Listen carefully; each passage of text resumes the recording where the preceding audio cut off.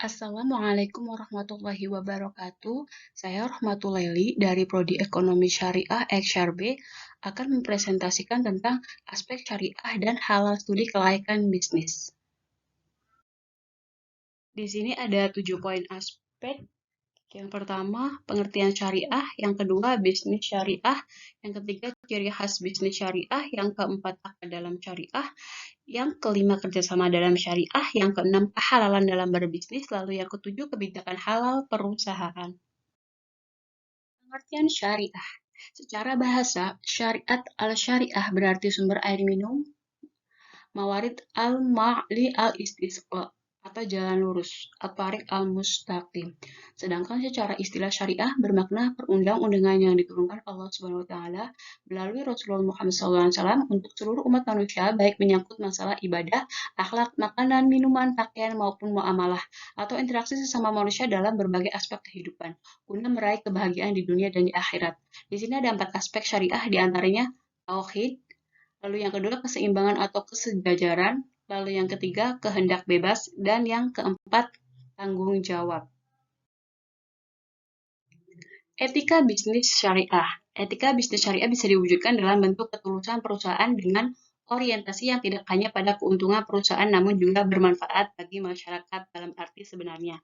Pendekatan win-win solution menjadi prioritas semua pihak diuntungkan sehingga tidak ada praktek culas seperti menipu masyarakat atau petugas pajak dengan laporan keuangan yang rangkap dan lain-lain. Bisnis juga merupakan wujud memperkuat persaudaraan manusia dan bukan mencari musuh. Jika dikaitkan dengan pertanyaan di awal tulisan ini, apakah etika bisnis syariah juga bisa meminimalisir keuntungan atau malah merugikan? Jawabnya tergantung bagaimana kita melihatnya.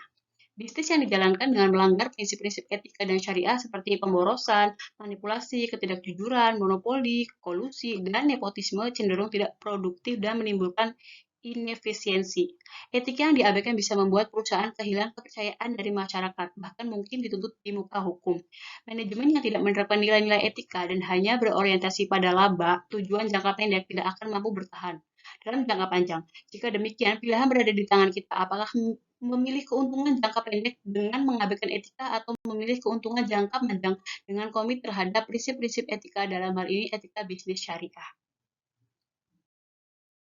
Ya, lalu di sini ada aspek syariah dan halal studi kelayakan bisnis. Ada 5. Satu, memiliki pemahaman terhadap bisnis lalu berpijak pada nilai-nilai ruhiyah.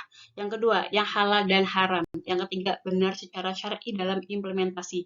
Yang keempat, berorientasi pada hasil dunia dan akhirat. Lalu yang kelima, berdasarkan pada aturannya yaitu syariah Islam. Lalu di sini ada akad bisnis syariah. Dalam setiap transaksi Islami akan memegang peranan yang sangat penting. Akad ibaratnya sebuah dinding yang sangat tipis dan dengannya terpisah antara yang sah dan tidak. Secara bahasa, akad atau perjanjian itu digunakan untuk banyak arti, yang keseluruhannya kembali kepada bentuk ikatan atau penghubungan terhadap dua hal. Sementara akad menurut istilah adalah keterkaitan keinginan diri dengan keinginan orang lain dengan cara yang memunculkan adanya komitmen tertentu yang diisyaratkan.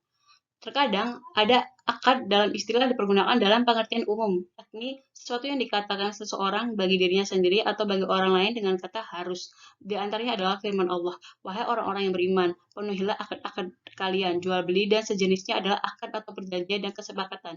Setiap hal yang diharuskan seseorang atas dirinya sendiri baik berupa nazar, sumpah dan sejenisnya disebut dengan akad." Baik, di sini selanjutnya ada macam-macam syirkah ya. Yang pertama syirkah ainan, yang kedua syirkah abdan, yang ketiga syirkah mudhoroba, yang keempat syirkah wujuh, yang kelima itu syirkah mufawadah.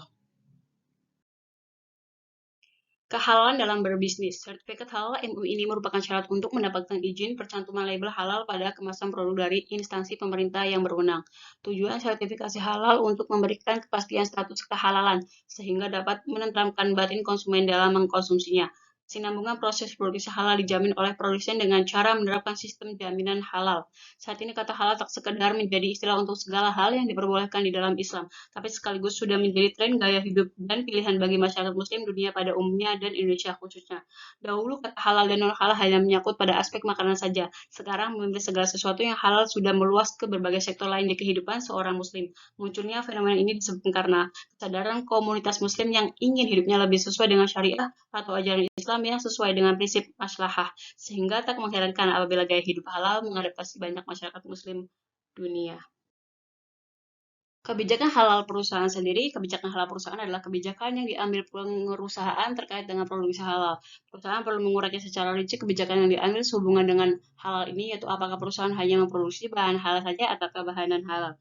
Bahan non-halal di sini adalah bahan-bahan yang diproduksi tanpa memperhatikan aspek halal. Ketika perusahaan hanya memproduksi bahan yang halal saja, implikasinya akan sangat berbeda dengan bila perusahaan memproduksi bahan halal dan non-halal. Kebijakan halal merupakan headline yang akan menentukan arahan kerja di perusahaan yang bersangkutan. Perusahaan harus merumuskan kebijakan halal ini secara jelas untuk selanjutnya diuraikan dalam bentuk SOP. Sekian presentasi dari saya, kurang lebihnya mohon maaf. Wassalamualaikum warahmatullahi wabarakatuh.